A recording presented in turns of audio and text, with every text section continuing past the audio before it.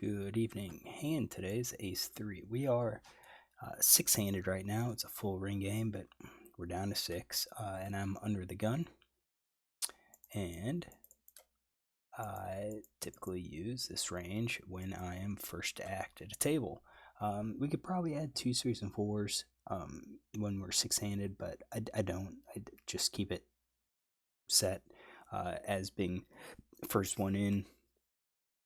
We're going to be out of position almost guaranteed at this table. We do have like a tight aggressive at 15-12. Behind me in the cutoff, I have all the other players. That this player is a loose passive over 127 hands. This is a tight passive at playing 10-1 over 86 hands. So I think just a standard three big blind open raise is going to work. And what happens is villain 1 calls. So villain 1 calls 39 hands. He's playing 15-8. He's probably something that's speculative. His pre-flop called 2-bet is 2 out of 5, so he might be calling with a much wider range from the big blind, especially if it's going to be heads up. So I would imagine that most players 3-bet queens plus. But then when it comes down to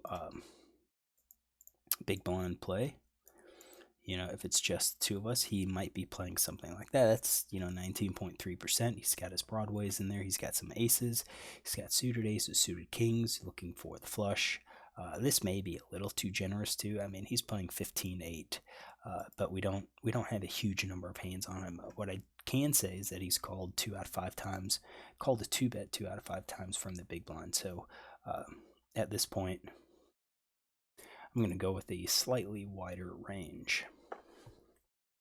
And we're going to see a flop. So we have 19.3% for our villain, 256 combos for us. We are looking at 10.9%, have 144 combos, and the flop comes down 10-9-6 with 2 clubs.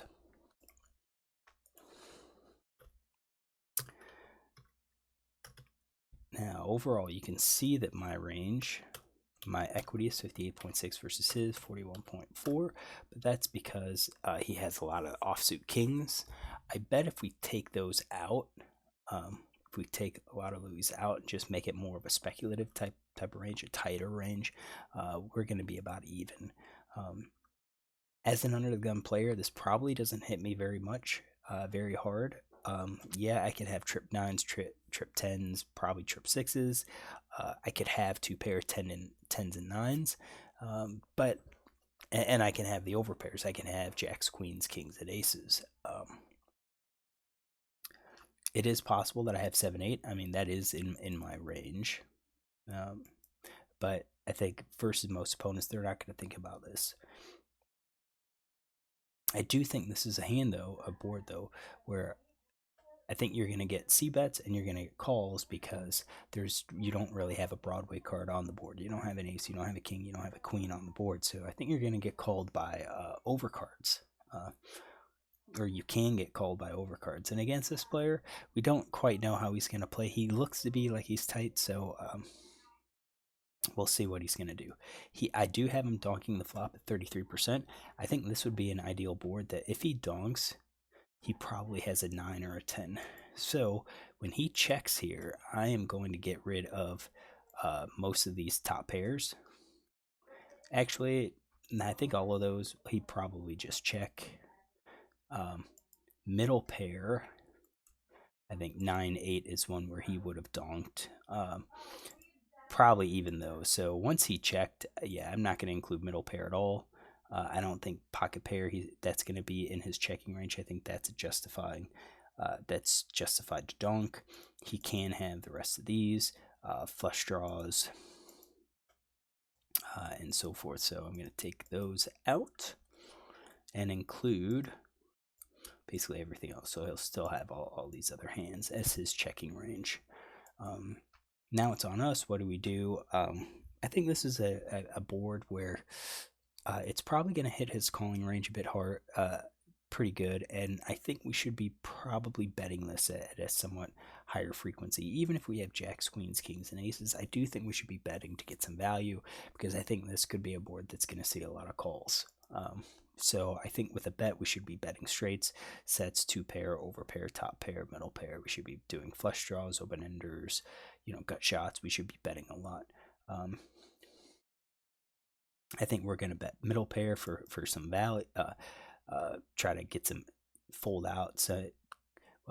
Fold out the overcards, and if they call, hey, it just improves our EV because they're putting in more money that they then fold on the turn. Hopefully, I think even sevens and eights we could justify betting.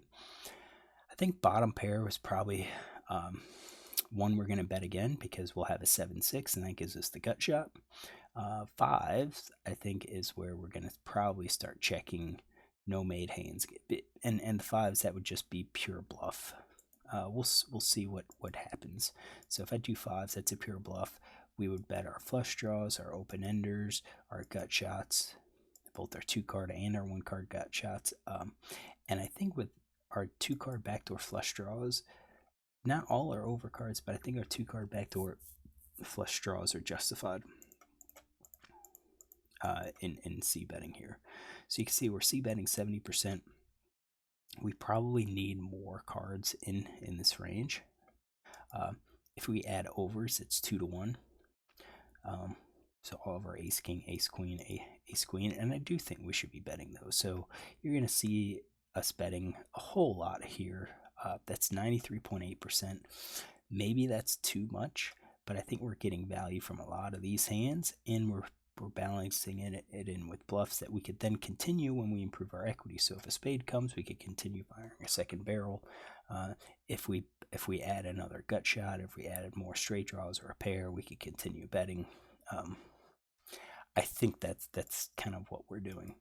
I checked. So based on this analysis, we're looking at basically no made hand here.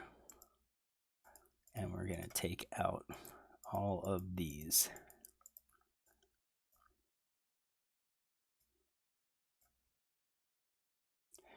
So 6.2%, and you can see that is basically very, very weak. And I wonder if this is correct. So you see, once I check, I am just way behind all of his range. And we're going to see a turn. So at this point, I've just checked 6.2%. I've got 8 combos. He has 33.8%, 78 combos. Turn is a 9 of hearts. I think that's actually pretty good. I think if we're ahead, we're still going to be ahead. So at this point, when he checks, I think he would have bet his quads. I think he would have been quads. I think it's going to be a check, and full house is probably going to be a check too. He's going to hope that I bet and I raise. Straight's probably going to bet. 3 of a kind's going to bet. Over pair's going to bet. I bet our top pair now has 2 pair. I think he would have bet with those now. Pocket pair, the weak pair, possibly he would bet. I'm going to say that he checks, and then we'll leave in his draws.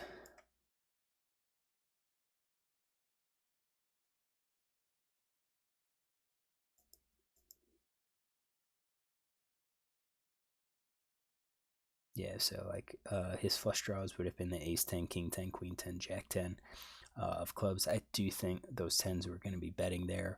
Got shot 7-6.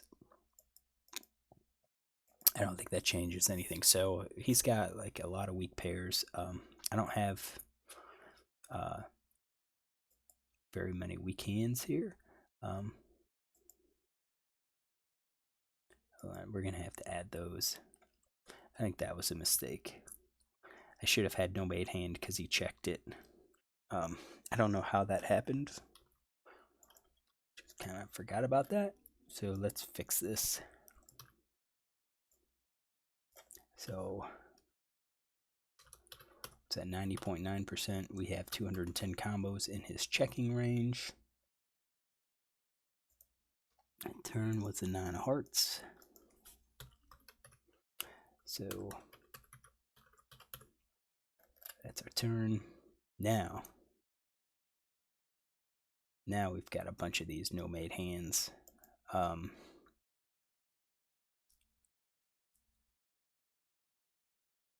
He doesn't have all of his flush draws. Well, yeah, they do. As we said, some of those flush draws would have been bet. So we're looking at checking 85%. And now it's on me. I think once we checked, I think if we're ahead, we're still ahead. So we should probably check 100% of our range, which is still, very, very weak. Ace high, basically. So we still have 8 combos.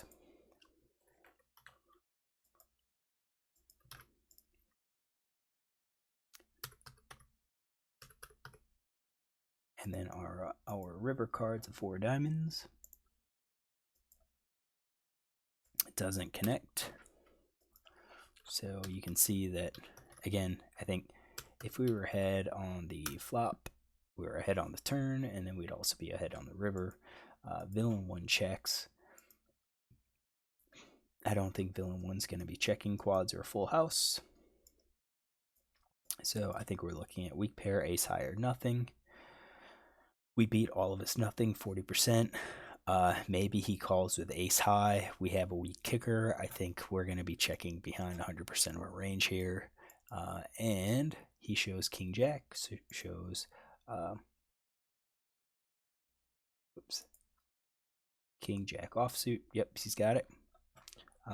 And we take down the pot with our ace high. How do I rate this hand? Well, I'm kind of glad I worked out. I thought we could have missed our c-bet, but when we go back and look at how many hands we're actually c-betting, we're c-betting a huge percentage of the time, and the ones we're not are these, the heart, the ace 2, ace 3, ace 4, ace 5 at diamonds and hearts, because we don't really have anything to fall back on. This is just a pure bluff.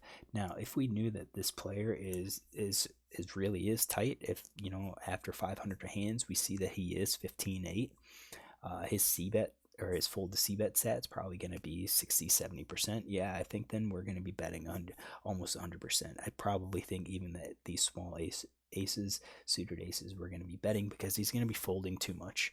And if we get called, okay, so be it. We'll have, we tried to bluff there, but we have so many other hands that could improve on the turn. But as played here, it's kind of a relative unknown. I'm glad working out this hand. I see that, yeah, this hand that I actually did play this way, ace 3, did fall in my checking range on the flop. Might not agree with it, but I'm happy how I played this out. So if you like this hand, look tomorrow for another.